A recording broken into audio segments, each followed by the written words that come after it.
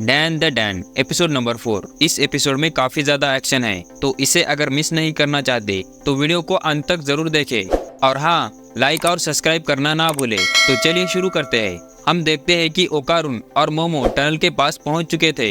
मोमो कहती है, ओकारुन तुम आगे रहना। ओकारुन कहता है, लेडीज फर्स्ट, हम दोनों साथ साथ चलेंगे। ये दोनों आपस में लड़ते हुए आगे चलते हैं। मोमो कहती है, अगर टर्बो ग्रैनी दिख जाए तो हम उसे तबीयत से पेलेंगे। इस पर ओकारुन कहता है, नहीं, हम उसे शोनो सिटी से बाहर ले जाएंगे और इस लोकेशन बाउंड स्प्रिट से अलग करेंगे और तब वो कमजोर पड़ जाएगी और तभी हम उसे हराएंगे। मोमो कहती है, हाँ, लेकिन हम उस बड़े एलियन को भी हरा चुके हैं, तो ये टर्बो ग्रैनी क्या चीज है। और वैसे भी वो काफी बूढ़ी है, वो हमारा घंटा क्या ही उखाड़ पाएगी। और तभी हम टर्बो ग्रैनी का सर देखते हैं जो पूरी टनल जितना बड़ा था।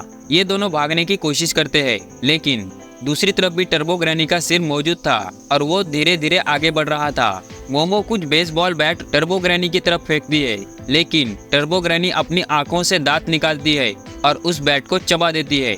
ओकारुन कहता है, तुम मेरे ऊपर से कर्स को अनलिश करो, तब शायद मैं कुछ कर पाऊं। और ओकारुन अपनी टर्बो ग्रैनी फॉर्म में आ जाता है। वो कहता है, मुझे नहीं लगता कि मैं ज्यादा कुछ कर पाऊंगा। थोड़ी देर बाद वो वापस से नॉर्मल हो जाता है। ये लोग समझ नहीं पा रहे थे कि आखिर यहाँ चल क्या रहा है, क्योंकि ओकारुन के ऊपर से सांप हट चुका था। तब टर्बो ग्रैनी कहती है, मैंने इसका केला इसे वापस दे दिया, इसीलिए इसके ऊपर से वो सांप हट गया। तुम भी तो यही चाहती थी ना, और मैं किसी को भी अपनी पावर इस्तेमाल करने नहीं दूंगी। तो चलो अब तुम्हारा खेल खत्म करते हैं। ये कहकर वो बस उन दोनों को खाने ही वाली थी कि तभी मोमो को उसके दादी की बात याद आती है। वो कहती है, टर्बो ग्रैनी रनिंग चैलेंज के लिए कभी मना नहीं करेगी, तुम्हें बस उसे उकसाना होगा। मोमो कहती है, तो तुम रेस हारने से इतना डर गई, और तुम तो टर्बो ग्रैनी हो ना, तुम ऐसे मौके को कैसे छोड़ सकती हो। तुम हमें अपनी स्पीड दिखाना नहीं चाहोगी। अगर तुम सच में टर्बो ग्रैनी हो तो मैं तुम्हें एक रेस के लिए चैलेंज करती हूँ। ये सब बात सुनकर टर्बो ग्रैनी अपने असली फॉर्म में आ जाती है। वो कहती है, तुम्हारी इतनी हिम्मत, मुझे आज तक किसी ने भी रनिंग में नहीं हराया। तो ठीक है, मैं तुम्हारा चैलेंज एक्सेप्ट करती हूँ, और वैसे भी मैं तो तुम दोनों को कभी भी खा सकती हूँ। तो बताओ रूल्स क्या है और फिनिश लाइन कहाँ है। तब मोमो कहती है, हम पकड़म पकड़ाई खेलेंगे। अगर तुमने हमें पकड़ लिया तो तुम जीत जाओगी। सिंपल, तुम यही रुककर 10 मिनट इंतजार करोगी और उतने वक्त में हम आगे भागेंगे। बस यही रूल्स है और तुम्हें इन्हें मानना होगा। अगर तुम इन रूल्स को नहीं मानोगी तो तुम एक कबाड़ से ज्यादा कुछ नहीं। टर्बो ग्रैनी कहती है, ठीक है, मुझे रूल्स तोड़ने वाले लोग पसंद नहीं। फिर ये दोनों तेजी से भागने लगते हैं। टर्बो ग्रैनी काउंटडाउन शुरू कर देती है। ओकारुन कहता है, मिस आयासे, तुम तो कितनी समझदार हो, आज तो तुमने हमें बचा लिया। लेकिन टर्बो ग्रैनी 1 मिनट को 1 सेकंड ऐसे गिनती है और वो 10 सेकंड में ही मोमो को पकड़ लेती है। ओकारुन उसे बचाने की पूरी कोशिश करता है, लेकिन वो कुछ नहीं कर पाता। टर्बो ग्रैनी कहती है, उसके 10 मिनट खत्म हो गए, अब तुम्हारी बारी। ओकारुन कहता है, तुमने चीटिंग की, मोमो को छोड़ दो। आगे वो कहता है, हमने तुमसे 10 मिनट का वक्त मांगा था और तुम चीटिंग कर रही हो। इस पर टर्बो ग्रैनी कहती है, तुमने ये नहीं बताया कि गिनना कैसे है। मैं 1 मिनट को 1 सेकंड ऐसे गिन रही हूँ और तुम्हारा वक्त खत्म हो गया। ये कहकर वो उसे बस पकड़ने ही वाली थी। तभी ओकारुन टर्बो ग्रैनी पर अटैक कर देता है और वो उसके संतरे चूसने लगता है। इस पर टर्बो ग्रैनी कहती है, तुम्हारी हिम्मत कैसे हुई, तुम मेरी परमिशन के बिना ऐसे कैसे कर सकते हो। ओकारुन कहता है, तुम्ही ने तो ऐसा करने के लिए कहा था, मैं तुम्हें तब तक नहीं छोड़ूंगा जब तक तुम मोमो को रिलीज नहीं कर देती। टर्बो ग्रैनी अपनी पूरी पावर इस्तेमाल नहीं कर पा रही थी, क्योंकि ओकारुन ने वो मैजिकल कपड़े पहने थे। फिर वो ओकारुन के अंदर घुस जाती है और उसे पोजेस कर लेती है और उसके मैजिकल कपड़े फाड़ देती है और वो मोमो को खाने के लिए आगे बढ़ती है। लेकिन तभी उसे घुटन होने लगती है। मोमो कहती है, मैं तुम्हें देख नहीं सकती, लेकिन मैं तुम्हारे स्पिरिचुअल प्रेशर को महसूस कर सकती हूँ। ये कहकर वो उसके स्पिरिचुअल प्रेशर को दबाने लगती है। टर्बो ग्रैनी उस पर अटैक कर देती है, लेकिन तभी ओकारुन वापस से इंसान बन जाता है। टर्बो ग्रैनी कहती है, छोड़ो मुझे जाने दो। मोमो कहती है, मैंने तुम्हें पकड़ लिया बुढ़िया, अब देखो मैं तुम्हारे साथ क्या करती हूँ।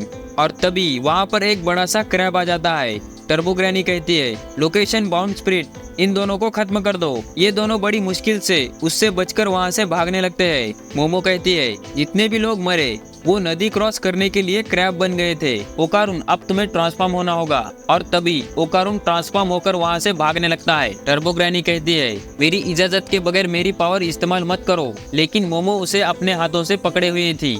ओकारुन कहता है, तुम बहुत भारी हो और अब हम नीचे गिरने वाले हैं। और तभी वो ऊपर से नीचे गिरने लगते हैं। ओकारुन अपने पैरों को घुमाता है और हेलीकॉप्टर की तरह खुद को रोकने की कोशिश करता है, लेकिन फिर भी वो जमीन पर गिर जाते हैं। और तभी वो क्रैब वहीं पर आ पहुंचता है और फिर ये दोनों वहां से भागने लगते हैं। मोमो कहती है, यहाँ पर तो बहुत सारे लोग हैं और वो हमें देख सकते हैं। मैं इनके सामने बेवकूफ नहीं लगना चाहती। और क्या उस क्रैब को कोई और देख नहीं सकता? इसका मतलब बाकी लोग बस हम दोनों को ही देख रहे होंगे। ओकारुन कहता है, मेरा स्टैमिना अब खत्म होने वाला है। अगर मैं अपनी पूरी ताकत भी इस्तेमाल कर लूं, तब भी हम शोनो सिटी से बाहर नहीं निकल पाएंगे। ऐसे ही अगर चलते रहा तो वो हमें पकड़कर खा जाएगा। मोमो कहती है, ऐसा नहीं हो सकता कि कोई क्रैब मुझे खा ले। मैं तो खुद ही क्रैब को खाना पसंद करती हूँ। मोमो सोचती है, अगर हम छोटे रास्ते से चलेंगे तो शायद क्रैब हमारा पीछा नहीं कर पाएगा। ये सोचकर वो लोग बिल्डिंग में घुस जाते हैं, लेकिन तब भी वो क्रैब इनका पीछा करना नहीं छोड़ता। बाकी लोगों को वहाँ पर बस एक एक्सप्लोजन दिख रहा था और वो इसी तरह वाटर फ्रंट में पहुंचते हैं। तभी मोमो एक पाइप को तोड़ती है और उसमें से गर्म पानी निकल रहा था और वो गर्म पानी क्रैब के ऊपर डालती है। मोमो कहती है, गर्म पानी में उबलने के बाद तुम पककर लाल हो चुके हो और दिखने में तो तुम काफी टेस्टी लग रहे हो। फिर ये दोनों वहाँ से भागने की कोशिश करते हैं। तब वो देखते हैं कुछ लोगों को जो तेजी से उनकी तरफ भागते हुए आ रहे थे और तब हम देखते हैं कि वो सभी भूत थे। टर्बो ग्रैनी कहती है, बेवकूफो, मैं तुम्हें इतने आसानी से भागने नहीं दूंगी। इस जगह पर बहुत सारे स्पिरिट मौजूद है। मैंने तो बस उनसे थोड़ी सी मदद मांगी है। और वैसे भी शोनो सिटी हमारा इलाका है, हम तुम्हें इस सिटी से बाहर जाने नहीं देंगे। और तभी वो क्रैब उनके सामने आ जाता है। मोमो कहती है, ओकारुन, तुम अभी ट्रांसफॉर्म हो जाओ। ओकारुन कहता है, अगर मैं उसे अभी यूज कर भी लूं, तब भी हम इस सिटी से बाहर नहीं निकल पाएंगे। मोमो कहती है, तुम्हें उसे अभी यूज करना होगा और वैसे भी हम अभी मरने ही वाले हैं। ओकारुन टर्बो ग्रैनी फॉर्म में ट्रांसफॉर्म हो जाता है। टर्बो ग्रैनी कहती है, एक बार और ट्रांसफॉर्म के बाद ये तो सीधा चल भी नहीं सकता। ओकारुन अपनी फुल स्पीड में वहाँ से भागने लगता है। मोमो रास्ते में आए लोगों को हटा रही थी। तभी मोमो स्पाइडरमैन की तरह अपनी पावर से स्विंग करने लगती है, लेकिन क्रैब उनके सामने आ जाता है। ओकारुन उसके ऊपर से भागता है और एक तेज छलांग लगाता है। मोमो स्विंग करते हुए आगे बढ़ती है। वो दोनों हवा में होते हैं और तभी ओकारुन अपनी लिमिट क्रॉस कर चुका था। मोमो देखती है एक स्पीड ट्रेन को और वो दोनों नीचे गिरने लगते हैं। मोमो अपनी पावर से विंग बनाती है। ओकारुन मुश्किल से एक बार और ट्रांसफॉर्म हो जाता है और वो दोनों किसी तरह लैंड हो जाते हैं। ओकारुन कहता है, मैंने अपनी ही लिमिट क्रॉस कर ली, अब तो मैं ठीक से खड़ा भी नहीं हो पाऊंगा। मोमो किसी तरह उसे उठाने की कोशिश करती है, लेकिन वो देखते है कि उसने टर्बो ग्रैनी के ऊपर से अपना काबू खो दिया था। और तभी टर्बो ग्रैनी वहां आकर ओकारुन को एक किक मारती है और वो कहती है, मैं चीटिंग करने वाले को कभी माफ नहीं करती, लेकिन मुझे सबसे ज्यादा नफरत उससे है जो बड़ों की इज्जत नहीं करता। मोमो कहती है, मैंने कभी भी किसी बूढ़ी को बच्चों को परेशान करते हुए नहीं देखा। तुम्हें देखकर तो मेरी रिस्पेक्ट और बढ़ गई। टर्बो ग्रैनी कहती है, अपनी बातों से तुम मुझे कंफ्यूज करना चाहती हो, लेकिन मैं तुम जैसे बेवकूफों के बातों में नहीं आऊंगी। ये कहकर वो उस क्रैब के साथ फ्यूज हो जाती है और वो क्रैब टर्बो ग्रैनी में ट्रांसफॉर्म हो जाता है। और वो कहती है, चलो अब भागो, मुझे तुम्हें भगाने में काफी मजा आ रहा है। तुम इस सिटी को जल्दी ही छोड़ने वाली हो, तो तुम्हें यहाँ से भागने के लिए कितना वक्त चाहिए? 10 मिनट, 20 मिनट? तो जल्दी यहाँ से भागो। तब मोमो कहती है, मुझे बस 1 सेकंड ही चाहिए। मेरी पावर ये है कि मैं किसी को भी पकड़ सकती हूँ। और तभी वो दौड़ते हुए ट्रेन को पकड़ लेती है, जिससे वो उस ट्रेन के ऊपर चढ़ जाती है। आगे वो कहती है, टर्बो ग्रैनी को 100 किलोमीटर ग्रैनी कहा जाता है, लेकिन ये ट्रेन 120 के स्पीड से चलती है। इसका मतलब तुम हमें नहीं पकड़ सकती। टर्बो ग्रैनी अपनी फुल स्पीड में इनका पीछा करने लगती है और वो एक छलांग लगाकर ट्रेन के ऊपर पहुंच जाती है। वो कहती है, बेवकूफ, ट्रेन हमेशा अपनी फुल स्पीड में नहीं चलती। जब भी रास्ता टेढ़ा हो जाता है तब वो धीमी हो जाती है, लेकिन मैं हमेशा 100 की स्पीड से भाग सकती हूँ, तो तुम मुझसे बच नहीं सकती। मोमो कहती है, तुम मेरे जाल में फंस गई बेवकूफ। जैसे कि दादी ने कहा था, अगर मैंने तुम्हें उकसा दिया तो तुम कोई भी चैलेंज एक्सेप्ट कर लोगी और तुम जाल में फंस चुकी हो। ये ट्रेन ही तुम्हें हराएगी। और तब हम मोमो के दादी को देखते हैं, जो ट्रेन के सामने खड़ी थी। उसने ट्रेन पटरी के बाजू में कुछ पेपर्स लगाए हुए थे और मोमो अपनी पावर से टर्बो ग्रैनी को पकड़ लेती है। मोमो कहती है, तुम सच में काफी फास्ट हो, इसीलिए तुम अब तक जिंदा थी, क्योंकि किसी ने भी अब तक तुम्हें हराया नहीं। लेकिन इस रेस की विनर मैं हूँ। और तभी वो क्रैब फट जाता है और उसके अंदर से लड़कियों की स्पिरिट और पानी बाहर निकलने लगता है। मोमो और ओकारून ट्रेन से उतर जाते हैं और हम देखते हैं टर्बो ग्रैनी जलकर हवा में गायब हो जाती है। ओकारून कहता है, क्या हमने उस टर्बो ग्रैनी को हरा दिया? थोड़ी देर बाद दादी कहती है, मुझे उनके साथ ऐसा नहीं करना चाहिए था। वो तुम्हारी ही उम्र के लड़कियां थी, उन्हें बुरी तरह से काटा गया और उन्हें जलाया गया, लेकिन वो कभी भी एक इविल स्पिरिट नहीं बनी। हम स्पिरिट मीडियम कभी नहीं समझ पाए कि टर्बो ग्रानी आखिर यहाँ क्यों आया करती थी, लेकिन मुझे लगता है कि वो इनके आत्माओं को शांति के लिए यहाँ आया करती थी। लेकिन मुर्दों को जिंदाओं को तकलीफ देना नहीं चाहिए, हमें अपनी ताकत से उन्हें दूसरे तरफ भेजना चाहिए। इसी तरह ये भी जिंदा लोगों पर भी अप्लाई होता है, हमें भी मुर्दों की डिसरिस्पेक्ट नहीं करनी चाहिए। और तुम खुद की मौत का खुद को ही दोष दे सकते हो, और यही तो रूल है जिंदा और मुर्दों के जीने के लिए।